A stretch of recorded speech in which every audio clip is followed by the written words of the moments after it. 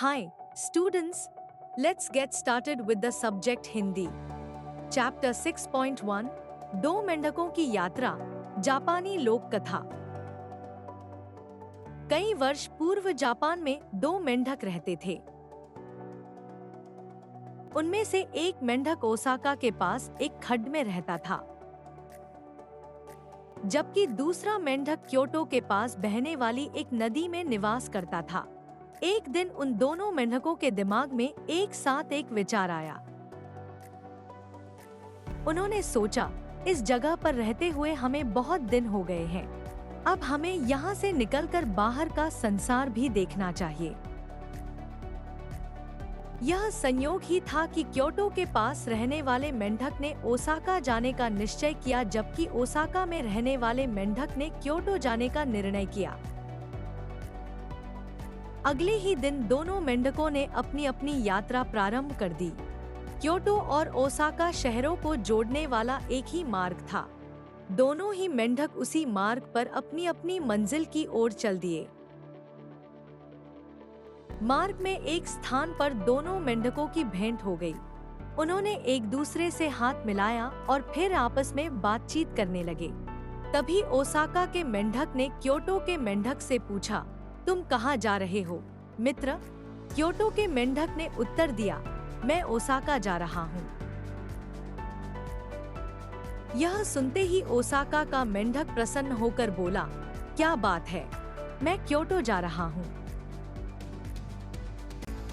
दोनों ही मेंढक चलते चलते बहुत थक चुके थे, इसलिए उन्होंने थोड़ा आराम करने निश्चय किया। फिर वे पास ही स्थित एक बड़ी चट्टान की छाया में जा बैठे। तभी ओसाका का मेंढक बोला, कितना अच्छा होता अगर हमारा आकार थोड़ा बड़ा होता। क्योटो के मेंढक ने आश्चर्य से पूछा, आकार बढ़ने से क्या होता?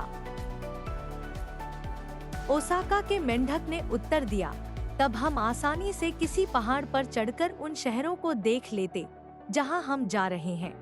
फिर हमें यह भी पता लग जाता कि वे शहर देखने लायक हैं भी या नहीं। यह सुनकर क्योटो का मेंढक बोला, इसमें कौन सी बड़ी बात है, यह कार्य तो हम अभी भी कर सकते हैं। वह कैसे? ओसाका के मेंढक ने आश्चर्य से पूछा। क्योटो के मेंढक ने उसे समझाते हुए कहा, यह कार्य तो बहुत आसान है।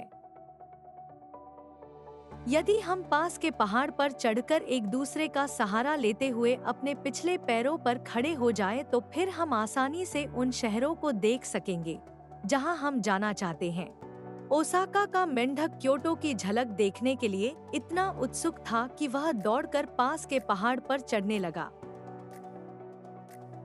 यह देखकर क्योटो का मेंढक भी उसके पीछे दौड़ा। फिर वे दोनों उछलते उछलते पास में ही स्थित एक पहाड़ के शिखर पर जा पहुंचे। दोनों मेंढक अपनी लंबी यात्रा के कारण बहुत थका हुआ अनुभव तो कर रहे थे, लेकिन उन्हें इस बात की खुशी भी थी कि वे उन शहरों को देख सकेंगे जिन्हें देखने के लिए वे लंबी यात्रा करके वहां तक आए थे। पहाड़ के शिखर पर पहुंचने के बाद ओसाका के मेंढक ने उछलकर अपने अगले पैरों को अपने मित्र के कंधों पर रख दिया। क्योटो के मेंढक ने भी ऐसा ही किया। अब दोनों मेंढक अपने पिछले पैरों पर खड़े थे और उनके अगले पैर एक दूसरे के कंधों पर थे। उन्होंने एक दूसरे को कसकर पकड़ रखा था ताकि वे पहाड़ से नीचे न गिर जाएं। लेकिन उन दोनों ने एक बात की ओर ध्यान ही नहीं दिया था। उन्होंने अपनी पीठ उन्हीं शहरों की ओर कर रखी थी जिन्हें वे देखना चाहते थे। इस प्रकार दोनों मेंढकों के गलत तरीके से खड़े होने के कारण ओसाका से आया हुआ मेंढक ओसाका को ही देख रहा था, जबकि क्योटो के मेंढक की नजर क्योटो पर ही पड़ रही थी। इस प्रकार दोनों ही मेंढक अपने प्रिय शहरों को नहीं देख पा रहे थे। तभी ओसाका का मेंढक बोला, ओह, लगता है मैंने यहाँ तक आकर अपना समय ही नष्ट किया है। क्योटो तो बिल्कुल ओसाका की तरह ही दिखता है। क्योटो से आए मेंढक को भी अनुभव हो रहा था कि ओसाका भी क्योटो की तरह ही है। फिर दोनों मेंढक अपने अपने घर लौट गए। टिनी टॉट पब्लिकेशन से साभार। Thanks for watching.